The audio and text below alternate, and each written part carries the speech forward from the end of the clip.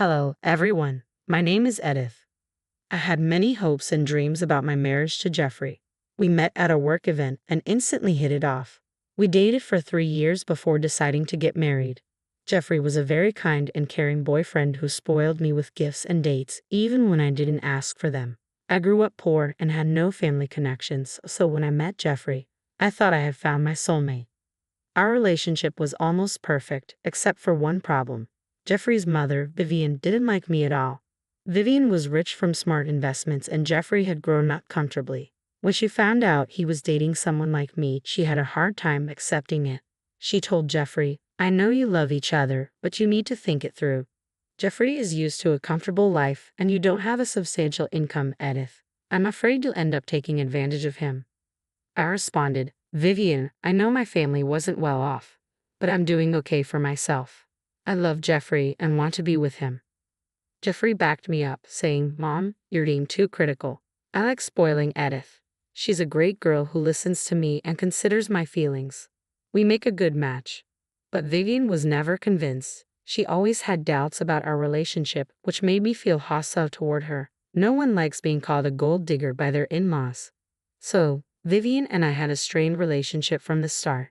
I thought my marriage to Jeffrey would bring me mother-in-law problems, and since Vivian was powerful and headstrong, I doubted we would get along. She never went beyond expressing her doubts about me though.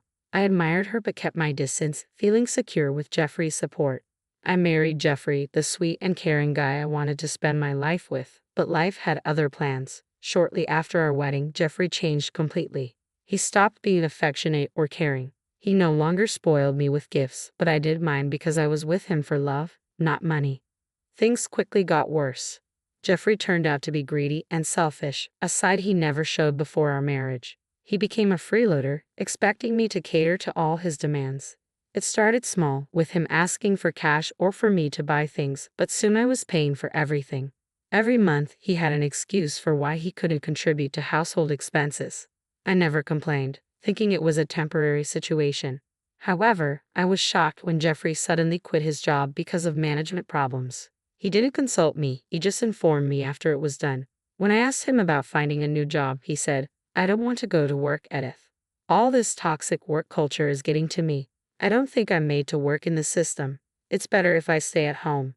"But we need the extra income, Jeffrey. You can't just make such big financial decisions alone." "You could have talked to me before deciding," I replied. "Is there anything to talk about? Do you want me to stay at work and damage my mental health?" He retorted. "No, Jeffrey, I don't want you to risk your mental health. I just wish you had consulted me before deciding. We are a team, and these decisions need to be discussed." Jeffrey ignored my feelings and never apologized. I had no idea what he expected me to do. I didn't mind my husband staying at home, but Jeffrey never did anything for the house either. I did all the cooking and cleaning while working 40 hours a week. Sometimes I took overtime shifts to make ends meet. Jeffrey just stayed at home and played video games. When I asked him to help around the house, he said, "I don't feel like doing chores. You know, I've been depressed for a while. I don't have the energy to do chores." "Jeffrey, I need help around the house. I'm working hard and can't keep up with all the chores. You don't have to do everything. Can you at least help?" I pleaded. "But I'm not good at these things. These are women's jobs. You can't expect me to do them. If I fail at these chores, I will feel even worse about myself." "Jeffrey, if you're having serious mental health problems, you should start therapy. I'll take up a side job to help you. It won't be a problem. I want you to get better," I suggested. "Therapy is for weak people. I don't need therapy. I just want to be left alone." "You're making everything worse by being pushy and annoying," he snapped. Jeffrey didn't even want to go to therapy. Believe me, I tried very hard to convince him. For the longest time, I believed he was depressed. I was so used to seeing the sweet and responsible side of him that I believed all his lies. Slowly, I realized that Jeffrey was okay. He had no problem lounging around the house and playing games. He even went out with his friends every week. Meanwhile, I was working like a slave both at home and at work. I had no time for myself. Jeffrey even stopped showing me any affection. All he did was sit at home and complain. Some of my friends warned me that Jeffrey was using me and becoming abusive. However, I refused to believe them. I still had full faith in the relationship. Somewhere in my mind, I thought the old Jeffrey was still there. I was wrong. I stayed in this situation for 2 whole years. It was a nightmare for me. One day, I got fed up and said, Jeffrey, we can't go on like this. It's been 2 whole years. You need to either help around the house or get a job. I can't do this anymore. I've already told you multiple times that I'm not in the mental space to work. Why can't you just listen? You have been annoying me a lot, he replied. Jeffrey, I have been patient with you for 2 years. You won't even get help for your problems. How will our situation get better? Will it ever get better? I asked. We are pretty good right now. What is your freaking problem? You're managing just fine without my help, he said dismissively. I have zero savings and don't have any time for myself. I had to work like a dog at both the office and home. I couldn't take it anymore. If you don't get help, Jeffrey, I will leave, I said firmly. Good, then leave, he snapped back. You just said you don't have any savings. How will you pay for a lawyer? And if you divorce me, you'll have to pay alimony. Plus, I'll get your house. Go ahead and divorce me. At that moment, I realized Jeffrey had trapped me. This was his plan all along. I had never felt so scared and hopeless in my life. All my love for Jeffrey quickly turned into fear. But I was strong-willed. With no family, I knew how to stand up for myself. Instead of cowering in fear, I made a plan to get out. I knew exactly who to turn to for help. The next day, I called Vivian from work and poured my heart out to her. I knew she was more reasonable than Jeffrey and would understand my helplessness. She had raised him single-handedly and didn't take nonsense from anyone. Even though she didn't like me, I hoped she would help. Vivian was furious, but not with me. What the hell, Edith? This is unacceptable. I'm embarrassed by what my son has done. I have no idea how he turned into such a greedy and selfish person. I don't know what to do, I confessed. I don't have anyone nearby. I don't even have a family. You're the only one I can turn to. I'm glad you trusted me enough to tell me, Vivian said. After what my son has done, I'm surprised you don't think badly of me. I have already given you enough reasons to hate me. Don't worry, Edith. I'm on your side. I will do something. Jeffrey has crossed his limits. Thank you so much, Vivian. You have no idea how relieved I am. I felt so alone and stuck after Jeffrey made those threats. Vivian was perfectly capable of handling Jeffrey. Believe it or not, he was actually pretty scared of her. As I said, Vivian didn't take nonsense from anyone and wouldn't shy away from teaching Jeffrey a good lesson. Jeffrey had no idea what was coming for him. I had all my ducks in a row and was just waiting for Vivian to strike. She showed up at our house about 2 weeks after I talked to her. When I came home from work, I saw her sitting in the living room with her luggage. She looked at me and said, "Come here, Edith. We were waiting for you. You must be surprised to see me here." "Yes, it's a pleasant surprise, Vivian. What brings you here?" I asked. "Well, there's been some stuff going on, so I wanted to talk to both of you." "What is it, Mom?" "Tell us immediately," Jeffrey said. "I was thinking about buying a new house," Vivian began. "My old house has become boring, and I don't want to live there anymore. So I was thinking about selling it." "But what will you do with the money? The house is expensive, and you'll get a good deal out of it. I don't think you need that much money right now. You should do something about it," Jeffrey said. "All right, son.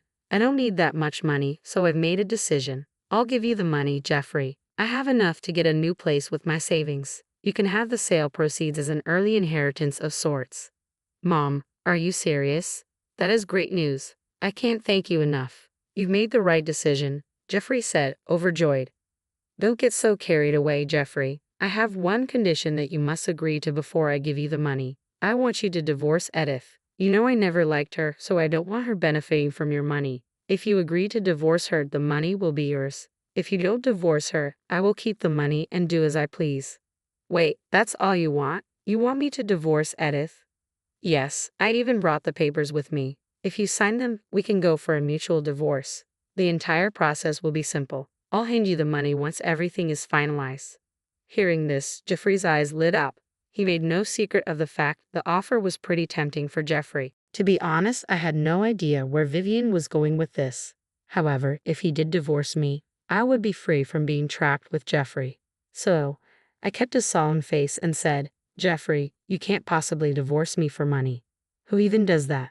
Vivian, I know you don't like me, but offering him a bribe is going too far." "Don't talk to my mom like this," Jeffrey shot back. "You've been a neglectful wife, and I hate being with you anyway."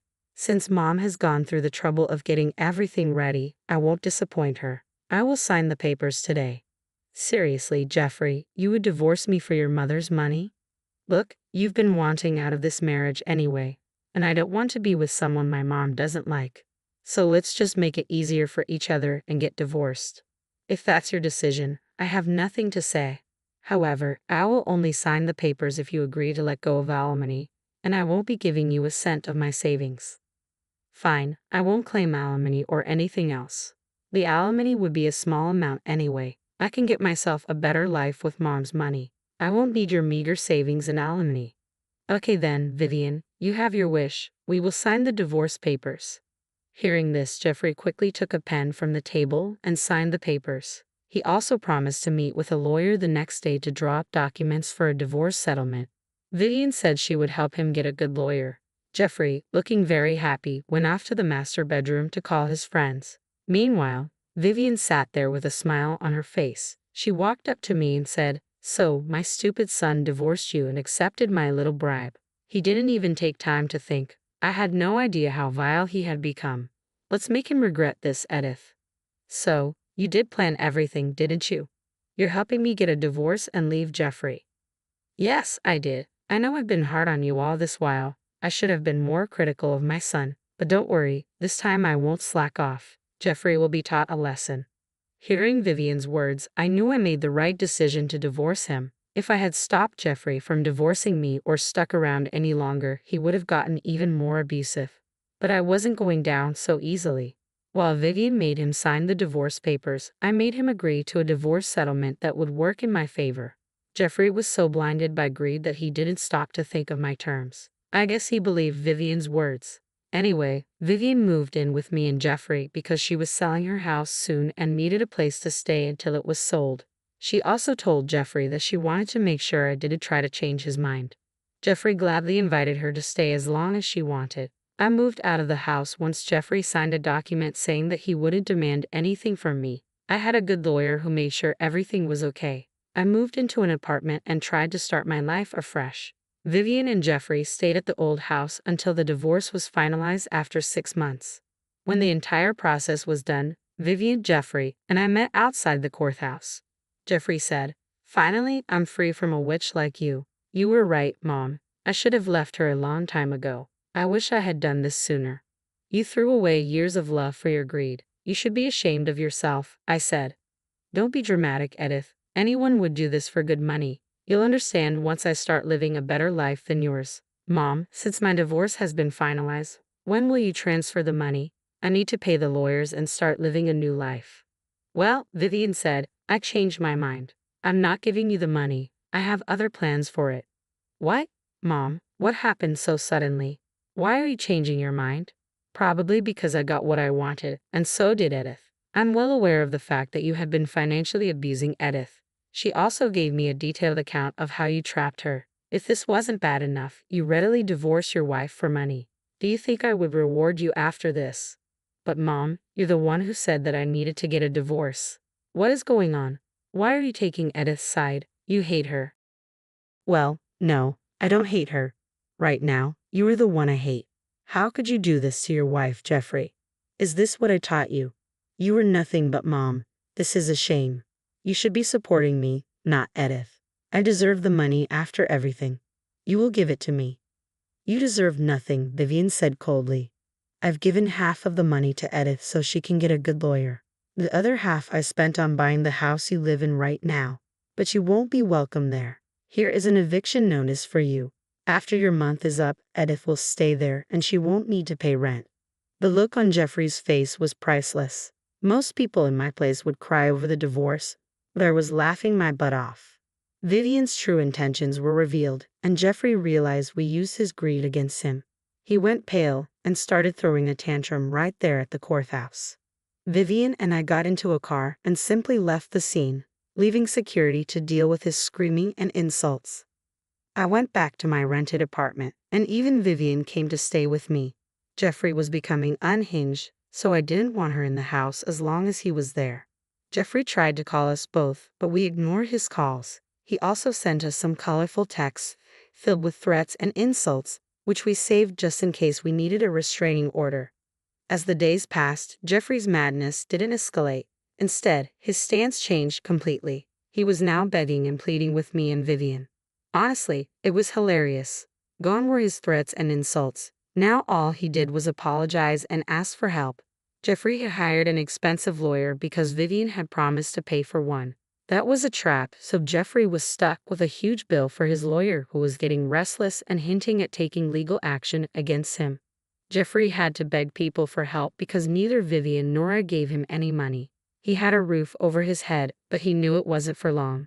The eviction notice was hanging over him, and he simply couldn't afford to move out or get involved in another legal matter.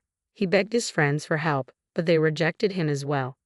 I guess that taught him a good lesson. His texts soon became desperate, but we didn't reply. One night, Vivian told him to get a job and get out. She also informed him that he was being disowned for his horrible behavior towards me. For now, Vivian is staying with me while we prepare a permanent move to the house. Eventually, Vivian will buy a new place, but she told me that I could live there as long as I wanted.